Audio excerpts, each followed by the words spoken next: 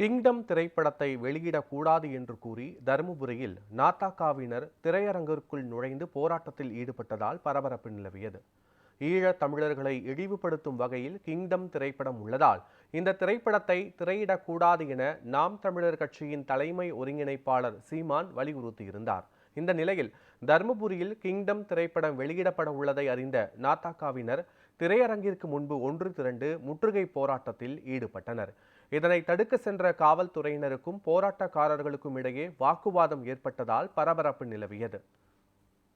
இந்த டிஎன்சி திரையரங்கில் கிங்டம் திரைப்படம், அதாவது தமிழர்களை இழிவுபடுத்துகிற வகையில் தமிழர்களுக்கு எதிராக காட்சிகளை படம் முழுமைக்கும் சித்தரித்து எடுத்திருக்கிற கிங்டம் திரைப்படம் தமிழ்நாடு முழுக்க திரையிடக்கூடாது என்று நாம் தமிழர் கட்சியின் தலைமை ஒருங்கிணைப்பாளர் செந்தமிழன் சீமான் அவர்கள் அறிக்கை விடுத்திருக்காங்க.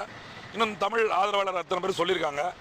பல தமிழ்நாட்டிற்குரிய பல திரையரங்களில் நாம் தமிழர் கட்சி கோரிக்கை வைத்த உடனே திரையரங்க படத்திலிருந்து வெளியெடுத்துட்டாங்க. ஆனால் இந்த தர்மபுரியில் இந்த இருக்கக்கூடிய டிஎன்சி நிர்வாகம் ஏற்கனவே ஒரு முறை இப்படி சொன்னதன் அடிப்படையில் அன்றைக்கி ஒரு ஷோ கட் பண்ணாங்க.